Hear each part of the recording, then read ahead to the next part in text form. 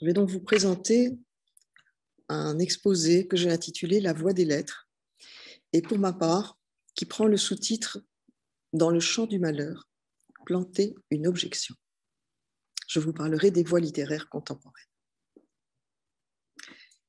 C'est dans son journal que l'écrivain belge Henri Beauchot, qui s'interrogeait sur sa fonction d'écrivain, a noté cette phrase très brève qui interpelle. « Dans le champ du malheur, planter une objection ». Pour lui, la littérature est cette objection, c'est-à-dire une graine d'espoir attachée au pouvoir du langage à donner naissance, même dans des terres brûlées, à une vie nouvelle. Un lieu qui témoigne de ce qu'au cœur de tout désastre, quelque chose peut lui résister et engager les hommes à trouver de l'élan. Je m'attacherai aujourd'hui à montrer, en dialogue avec le professeur Nuccio Ordine, qui a été élu membre associé de notre classe l'an dernier, comment la littérature, à toute époque, peut s'interposer entre la misère du monde et le vécu des hommes en leur donnant la force d'agir positivement. Mon confrère évoquera les grands auteurs de la Renaissance, et pour ma part, je vous parlerai de littérature contemporaine. Ensemble, nous ferons ainsi entendre la voix des lettres, une voix porteuse d'une pensée susceptible d'apporter une énergie bienfaisante lorsque la société s'essouffle.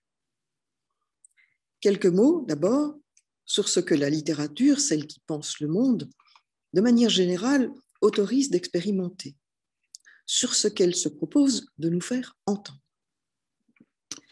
Victor Hugo disait « C'est par le réel qu'on vit, c'est par l'idéal qu'on existe. Or, veut-on rendre compte de la différence? Les animaux vivent, l'homme existe. » Quelque chose en l'être humain toujours échappe à l'engloutissement dans la nécessité et manifeste un désir qui va au-delà. Le trait distinctif primordial de l'humanité, espèce vivante douée de langage, est le besoin de symboliser son vécu, de lui octroyer un sens, de dépasser la simple factualité de vivre, d'orienter son existence vers autre chose que la satisfaction des besoins immédiats, d'entendre, entre autres, l'appel de la beauté. La littérature manifeste la trace de ce besoin inaltérable d'élévation qui constitue la marque de l'humanité. Sur le plan des contenus de pensée, les textes littéraires nous invitent à vivre plus que l'instant présent, à conserver la mémoire de notre héritage culturel, à reconsidérer le monde à neuf en nous proposant de découvrir des univers réels, fictionnels ou émotionnels, inconnus et décalés par rapport à notre expérience propre. La littérature, non moins que les autres arts, nous empêche tant de sombrer dans l'oubli que dans la torpeur de l'habitude. Elle nous convie à ouvrir nos horizons et à évoluer. Mais son matériau propre est le langage verbal. Et en ce sens, elle maintient et développe une compétence humaine primordiale qui est la maîtrise de la langue. La langue est l'outil premier de la pensée claire qui permet la stabilité intérieure. Elle est le support de notre fluidité communicationnelle et notre ancrage dans le réel, puisqu'une chose qui ne peut pas être dite peut difficilement être gérée sur le plan intellectuel, affectif et relationnel. La parole peut aussi être un moyen de défense. À cet égard, l'inventivité littéraire est le contrepoison à toutes les contaminations du langage qui visent la domestication des esprits.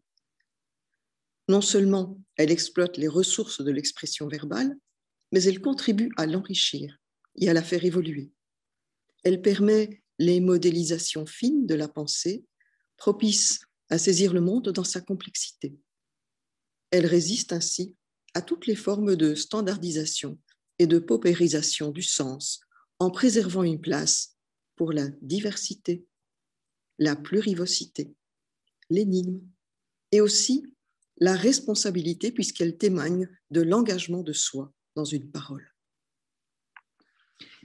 Pour le philosophe Paul Ricoeur, les œuvres littéraires ne sont pas seulement des ouvertures sur des univers étrangers, mais aussi sur soi-même, sur les choses encore informulées que les textes soudains éclairent. La force du récit est, dit-il, de mettre en jeu une dynamique qui repose sur l'aptitude à la réflexion du lecteur et l'implique ainsi dans une puissance de changement. À cet égard, la littérature peut donner les moyens de lutter contre cet appauvrissement de nos forces qu'est le désenchantement. Rien de plus compréhensible que l'accablement au vu des atrocités vécues qui se sont succédées en un siècle. Guerre mondiale et civile, génocide, dictature, répression sanglante, montée du terrorisme, emballement effréné de la tyrannie du chiffre et du contrôle, catastrophes naturelles, accidents technologiques, dérèglements climatiques, épidémies, etc. Le désenchantement a souvent été considéré comme une lucidité depuis une centaine d'années, alors que c'est d'abord le signe d'une perte d'énergie qui peut dangereusement glisser vers l'aquabonisme ou l'apathie. Et ce n'est certes pas un principe d'éducation. Or, la littérature, même lorsqu'elle aborde les noirceurs du monde, constitue en soi une façon de lutter contre l'enténébrement, parce qu'elle préserve, de par sa nature même, un espace pour l'invention et pour la recherche de beauté, et parce qu'elle parie sur le partage. Un écrivain, en effet, n'écrit pas pour lui-même. Dès lors qu'il publie, le rapport intime de liberté qu'il engage dans son œuvre, il le soumet à la liberté tout aussi intime d'un lectorat. Car rien n'oblige un lecteur à choisir d'ouvrir un livre, et encore moins de le parcourir jusqu'au bout. Et l'écrivain engage ce pari sur l'inconnu. Ce faisant, la littérature plante bien dans le champ du malheur une objection, une sortie possible, le temps de la lecture à minima, hors de l'emprise du désastre dont l'actualité nous fait inlassablement les témoins. Rien que par l'attention portée à la qualité de l'expression verbale et par l'adresse formulée dans la confiance à l'égard de lecteurs potentiels, la littérature oppose déjà une résistance fondamentale à la barbarie sous toutes ses formes, déclarée et violente ou sournoise et douce. Et les contenus des récits qu'elle propose peuvent eux-mêmes, évidemment, exercer une force constructive, voire restructurante, à court, moyen ou long terme. Pour l'illustrer, je prendrai ici un seul exemple. Un livre paru en 2019 sous la signature de Philippe Lançon, intitulé « Le Lambeau », dans lequel il revient sur une heure sombre de l'histoire contemporaine qui a fait de lui une victime. Le 7 janvier 2015, Philippe Lançon assistait en tant que chroniqueur culturel à la réunion du comité éditorial de Charlie Hebdo quand les frères Kouachi ont fait irruption dans le local. Il est d'un des rares survivants du massacre. Grièvement blessé, le bas du visage défoncé au bazooka, il est laissé pour mort. Philippe Lançon est le rescapé de 5 minutes d'horreur qui ont brutalement siphonné tout ce qui faisait son univers, entraîné en tourbillon vers le néant. Ses amis ont été assassinés, il a perdu la possibilité de vivre sans peur au ventre et il restera gravement mutilé. Les 22 interventions chirurgicales subies ne lui permettront de récupérer qu'un visage défiguré et douloureux. Le Lambeau est un récit de 500 pages qu'il fait paraître chez Gallimard. Pourquoi écrire ce livre ? Journaliste de profession, Philippe Lançon est aussi écrivain. Dans Le Lambeau, le mouvement retracé est celui du lent et pénible parcours de rétablissement d'une gueule cassée qui doit, à force de souffrance à subir, de renoncement à accepter, se reconstruire une existence possible au-delà de ce qui a été irrémédiablement perdu. L'identité à retrouver n'est pas seulement corporelle, elle est aussi psychique. Et le souhait de Philippe Lançon est d'écrire l'inconcevable pour essayer de le penser, pour tenter de ne pas s'y dissoudre. L'entreprise ne va pas de soi. Au moment même de l'agression, les repères habituels volent en éclats. Il faut à l'écrivain 2 années de recul pour dissiper ce brouillard mental. L'incapacité à écrire l'événement autant que ses abominables suites est le premier constat de ce qu'il faut surmonter. La 30aine de pages consacrée à relater l'attentat est dominée par l'impression d'une dissociation de soi et du monde, un flottement dans lequel les affects se dissolvent totalement. Puis suivent de longs chapitres où la seule réalité tangible devient atrocement sensorielle. L'homme mutilé n'est plus que chair meurtrie. Tout ce qu'il est se réduit à la douleur.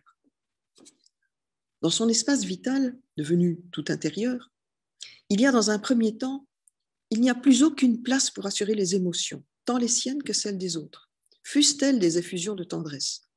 De là qu'aucun reproche, aucune rancœur ou révolte ne s'énonce à l'égard des assassins dont il ne parle guère. Il s'agit de ménager toutes ses forces dans le combat de la guérison et de ne pas faire à l'horreur vécue l'hommage d'une colère. Le seul état désirable est la paix, garante d'une possibilité de reprendre pied dans l'existence. De chambre en chambre et de bloc opératoire en bloc opératoire, la chronique de cette convalescence fait ainsi comprendre la nature de la métamorphose qui se joue, à la fois corporelle et mentale. Et pas seulement passivement subie, mais aussi activement voulue. Depuis le premier ébranlement, l'interrogation identitaire est constante. En un sens, le statut de victime, c'est-à-dire la cible, le condamné innocent, a du bon. Il appelle la commisération et met pour un temps à l'abri des turbulences du monde. Le patient se construit un personnage stoïque. Il s'agit d'être à la hauteur des attentes du personnel soignant qui se donne sans compter. Il ne peut pas le décevoir. Il se veut élève doué, en somme, plutôt que patient. Ou mieux encore, athlète en chambre qui s'entraîne sans relâche pour surmonter hardiment chaque épreuve. Et c'est ainsi que se forge bientôt l'image, antagonique mais complémentaire à celle de victime, de coupable. Il aurait fallu ne pas être au mauvais endroit au mauvais moment. Il aurait fallu partager la mort des collègues au lieu de leur survivre.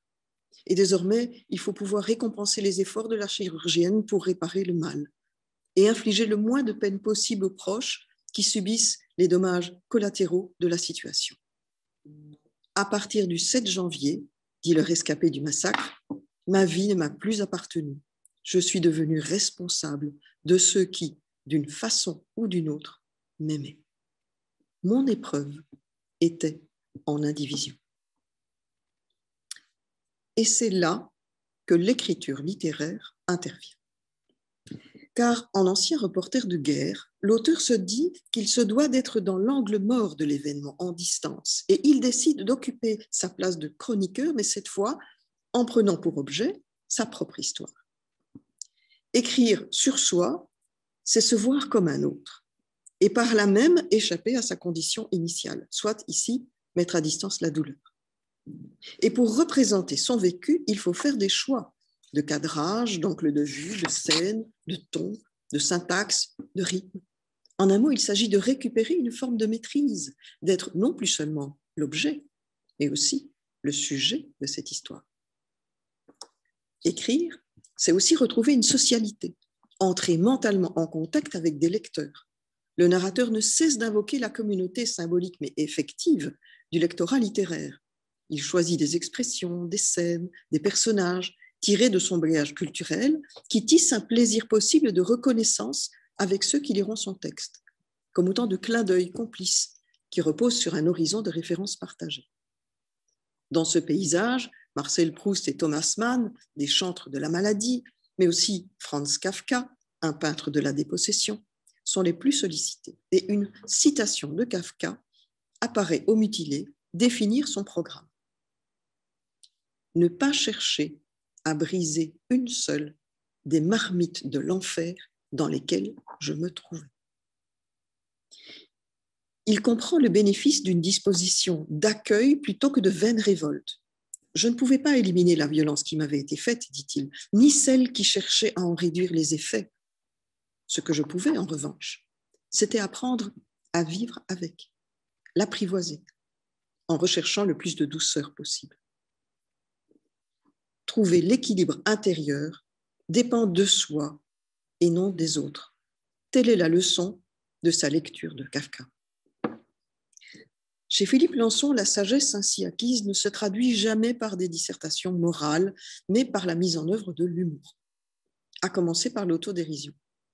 Par exemple, pour faire comprendre la naïveté de ses espoirs initiaux à l'égard de la chirurgie faciale.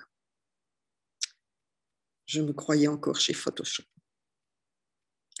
pour faire état de la gêne causée par les pansements à la mâchoire. Il est agréable d'être compris à demi-mot par son chirurgien, surtout quand on a du mal à parler.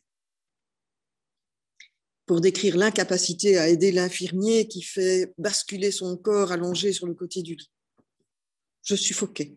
J'aurais voulu l'aider, rouler tout seul, être un pâté tout à fait impérial. Pour exprimer l'atroce sentiment de la guérison impossible, l'attentat m'avait donné une date de péremption. Certaines phrases s'énoncent comme d'improbables proverbes, par exemple pour évoquer les désagréments de la trachéotomie. Là où l'air ne semble pas entrer, ce sont les idées noires qui passent. Et les autoportraits sont le summum de cette tactique. Ainsi, le narrateur se désigne comme un Calimero momifié, et puis lorsqu'il reprend une vie sociale, comme un journaliste au visage en travaux. Cette disposition d'esprit, il la ressent comme nécessaire dans toute situation victimaire. Il dit « Nous n'avions pas mérité notre sort, mais ce n'était pas une raison pour nous prendre au sérieux. » En un mot, l'auteur, en écrivant ce livre, a regagné le statut de sujet autonome alors qu'il était devenu totalement dépendant d'autrui. Il a retrouvé la parole au moment où il en était privé. Il a recouvré intérieurement le sourire, bien qu'il n'avait plus qu'un trou pour visage.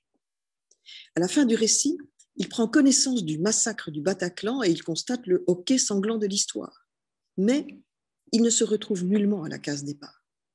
Quelque chose de fondamental a changé, qui n'est pas le monde, mais lui-même. Il a trouvé sa place parmi les initiés à la douleur et il comprend que l'initiation est appelée à s'approfondir indéfiniment. Il sait que le monde ne changera pas, mais le regard qu'il porte sur lui est désormais serein et compatissant. Et ce parcours rejaillit sur le lecteur, car ce récit nous harponne. D'abord, parce que le héros narrateur, avec sa manière de ne pas cacher ses manques, ses espoirs, ses ratages, de nous présenter ses bandages et ses béquilles, de se moquer gentiment de lui-même, nous est irrésistiblement sympathique, sum pathos. On souffre avec lui dès le premier instant. Ensuite, il nous permet de comprendre comment l'excès de douleur déconnecte du monde. Il nous fait ressentir combien, lorsque la chair est à vif, la vie émotionnelle n'est pas moins écorchée et ne peut plus tolérer même les caresses qui se muent en tortue. Notre sympathie est ainsi nouée à une exigence de respect dans la dignité de la distance. L'homme mutilé a accepté d'être métamorphosé par l'expérience qu'il a subie, mais non moins par l'écriture de cette expérience qu'il a engagée dans une dynamique radicalement constructive. Un écrivain, homme souffrant se sachant parmi d'autres hommes souffrants, a éprouvé dans sa chair ce que la vie a d'éminemment fragile et d'incomparablement précieux. Il témoigne ici de l'importance de se vouloir debout. Ce texte nous fait comprendre qu'il n'y a pas un cercle vicieux qui transforme inéluctablement la violence subie en violence donnée, et que les victimes peuvent sortir de la paralysie de cette posture en reprenant prise sur leur devenir. Cette chronique ne concerne à l'évidence pas seulement l'histoire terrible d'un individu singulier, mais l'inscription éthique de tout un chacun dans la vie, avec ce qu'elle contient d'injustice et de banalité du mal, mais aussi de points de résistance constructive à opposer. Un livre tel que celui-là, parmi bien d'autres que j'aurais pu évoquer et auxquels chacun d'entre nous ici aura pu songer, montre combien la littérature émerge d'abord du besoin de s'arracher aux surfaces et de vivre à un autre degré d'intensité. Et ce que l'écrivain met en œuvre rejaillit sur le lecteur. La littérature peut être l'aiguillon qui force à rester en éveil, la vigie qui veille à ne pas nous laisser piéger dans les facilités par tout ce qui peut boucher notre horizon, étouffer nos aspirations, nos possibilités d'évoluer et d'agir. Ce qui parle à l'intérieur de la littérature qui pense le monde, sans aucunement s'imposer, est une voix qui s'adresse à la responsabilité de chacun à engager une pacification de soi et du monde.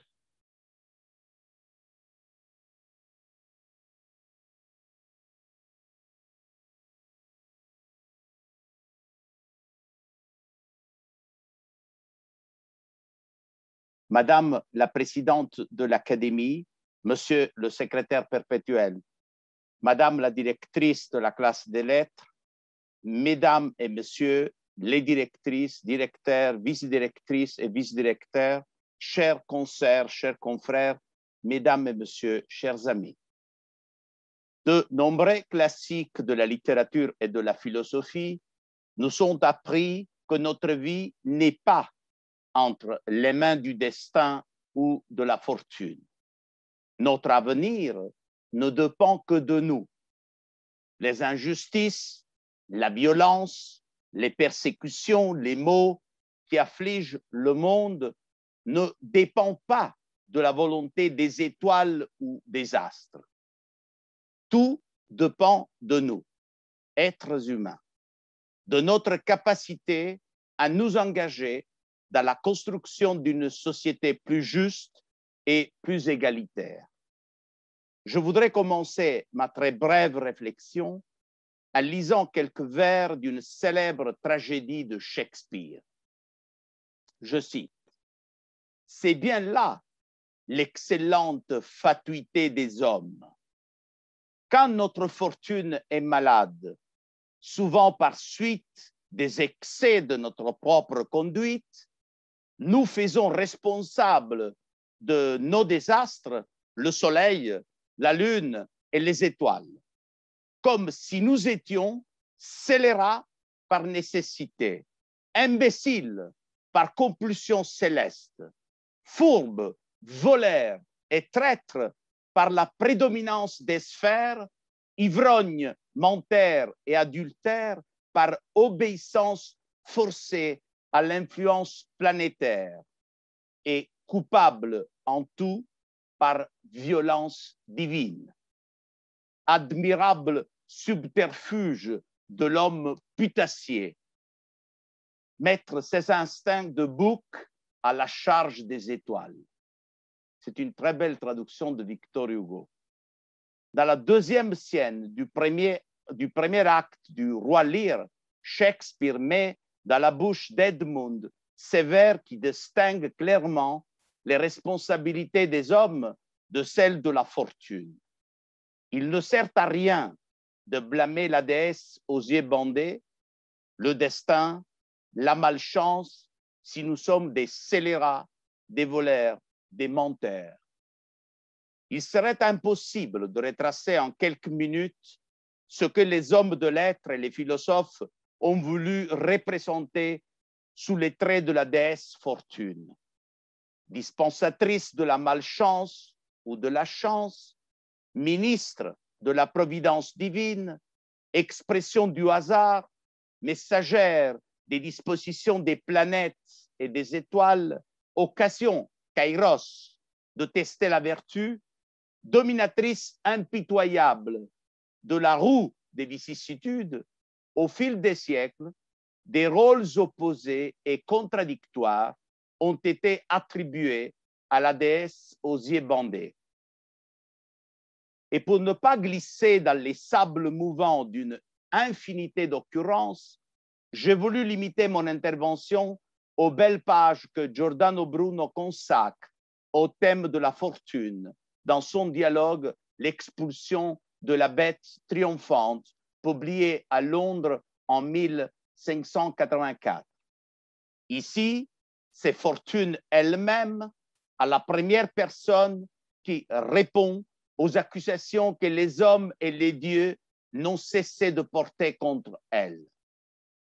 Jupiter, dans ce dialogue de Bruno, convoque d'urgence une assemblée des dieux pour purifier les symboles du ciel, les constellations et tout le zodiaque, afin de donner des modèles de moralité aux humains.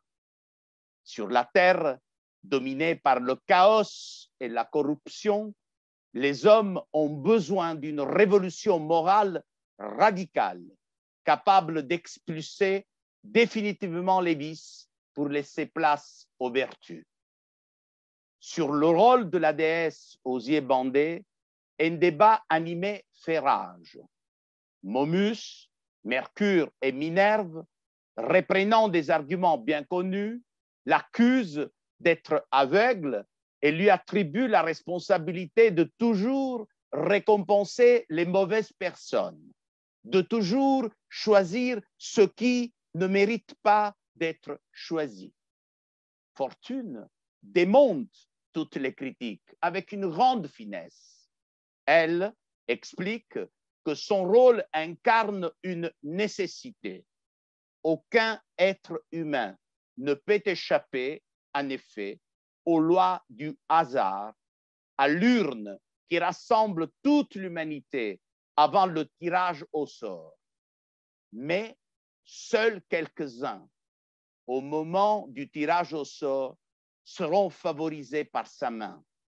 Une main qui ne peut commettre d'injustice, car la cécité elle-même garantit l'égalité totale de tous les hommes face au destin.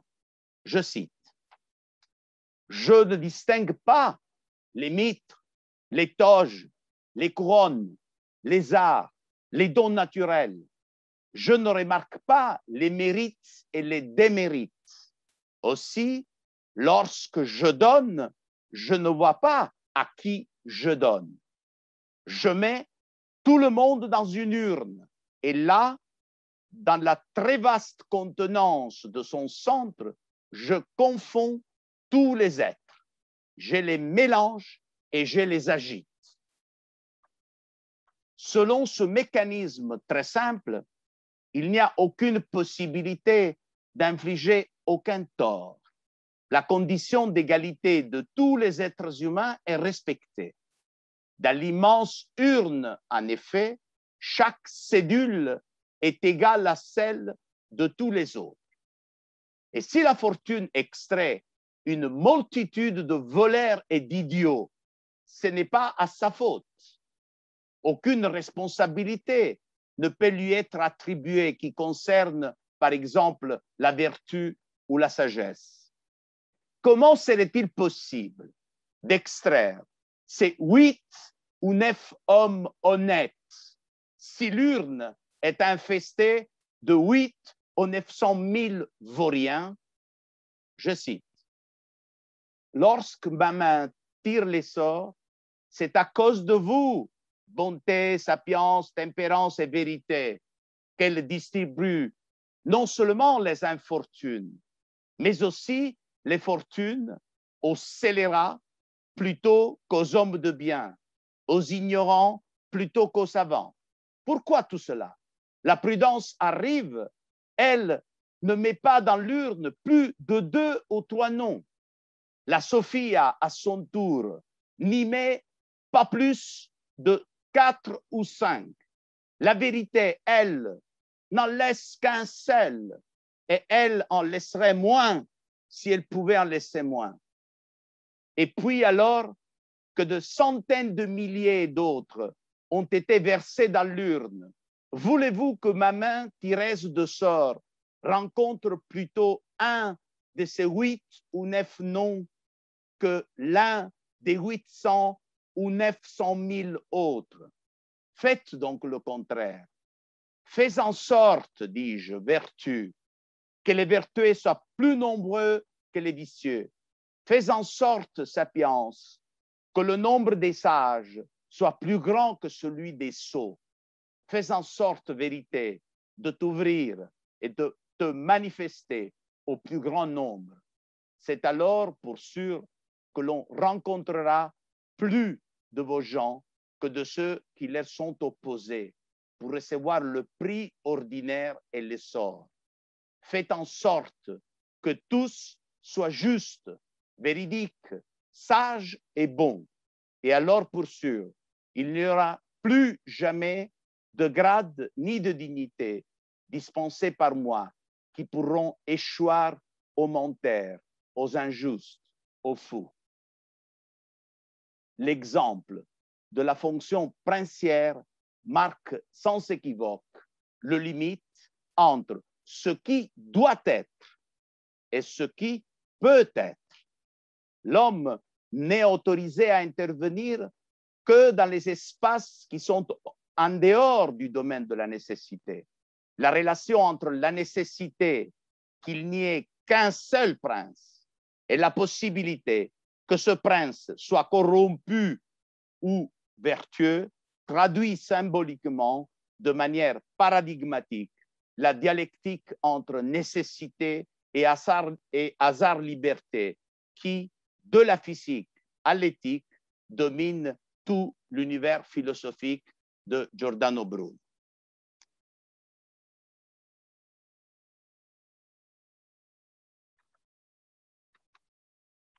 Je cite, « Or, il n'est pas possible que le principat soit donné à tous. Ce n'est pas en cela que consiste l'injustice et le mal, parce qu'il n'est pas possible qu'il y en ait plus d'un. Mais la faute apparaît par la suite, c'est-à-dire quand celui qui est tiré par le sort est vil, est une canaille, n'est pas vertueux. La cause de ce mal n'est pas la fortune qui offre le principat ou la richesse. C'est la déesse vertu qui n'a pas offert ou qui n'offre pas la vertu. L'obscur mouvement circulaire de la roue de la fortune qui avait tant terrifié l'homme médiéval peut donc être infléchi par le travail. Jupiter reconnaît à l'effort, à la fatigue seule, la possibilité de saisir, je cite, la fortune par les cheveux, de hâter le cours de sa roue et de la bloquer au moment opportun. L'homme n'est plus l'otage passif de force qui l'entraîne vers le haut ou vers le bas. Mutations et vicissitudes sont inévitables, mais l'utilisation de l'ingéniosité et l'intervention active des mains peuvent accélérer le processus favorable et retarder les processus défavorables. 2 ans plus tôt, dans Le Chandelier, une comédie, Bruno avait déjà pensé à théâtraliser sa vision entièrement humaine de la fortune. Le même personnage qui représente l'auteur sur scène, Joan Bernardo, dont les initiales GB sont explicites, reconnaît sa grossière erreur. D'abord, aveuglé par la rage, il maudit la fortune qui a voulu donner la belle Cherubina à un mari inepte comme Bonifacio. Je cite, « Tout ce qui arrive d'aberrant est imputable à la fortune, cette traîtresse. Mais pourquoi? Il faut l'excuser, la pauvrette, parce qu'elle tombe la plupart du temps sur les bénés, les insensés et les coquins dont le monde regorge. » Mais peu après, Joan Bernardo comprend que la fortune n'y est plus rien, parce que la nuit passée avec Cherubina ne lui a été accordée ni par les dieux, ni par la nature. Sa conquête de la femme de Bonifacio a été possible grâce à son jugement, à sa diligence et à sa persévérance, des qualités humaines en somme que le Deus ex machina de la pièce a activé pour tisser la toile dans laquelle il a fini par piéger sa belle Cherubina. Je cite, « Le trésor que j'ai possédé ce soir, ni les dieux, ni la nature ne me l'ont accordé. Et il m'avait été refusé par la fortune. Mais le bon sens m'a indiqué l'occasion. La présence d'esprit me l'a fait saisir par les cheveux. La persévérance m'a permis de la retenir. » Dans l'expression de Joan Bernardo, saisir l'occasion par les cheveux, au-delà d'une allusion concrète à l'iconographie de la déesse aux yeux bandés, il n'est pas difficile de retrouver l'attitude impétueuse d'un célèbre passage du chapitre 25 du Prince, dans lequel Machiavel nous invite à ne pas être circonspect, c'est-à-dire à ne pas procéder avec prudence, parce que, dit-il, en proposant une comparaison fort bien reçue à son époque, je cite, « La fortune est femme et il est nécessaire, si on veut la soumettre, de la battre et de la rudoyer, et on voit qu'elle se laisse vaincre par ceux qui agissent de la sorte, plutôt que par ceux qui procèdent avec foi d'air. C'est pourquoi toujours elle est amie des jeunes, parce qu'ils sont moins circonspects, plus fougueux, et qu'ils la commandent avec plus d'audace. » Non seulement l'histoire personnelle de Joan Bernardo en témoigne, et ici l'allusion érotique à la conquête de Cherubina rappelle encore mieux la célèbre métaphore de Machiavel qui, aujourd'hui, il faut le dire, à juste titre, sera considérée comme affreusement machiste. Mais elle est également confirmée par le thème de la fortune comme opportunité, kairos, comme une chance passagère qu'il faut pouvoir saisir. Il suffit de relire la fable de l'âne et du lion racontée par Sanguino à Madame Victoria au deuxième acte du Chandelier pour en avoir une représentation dans une tonalité qui se veut à la fois comique et obscène. Je cite. « Il fut un temps où le lion et l'âne étaient amis. Allant ensemble en pèlerinage, ils convirent que dans la traversée des rivières, ils se porteraient à tour de rôle. C'est-à-dire qu'une fois l'âne se porterait le lion et qu'une autre fois, le lion porterait l'âne. À la première rivière, l'âne prend sur son dos le lion.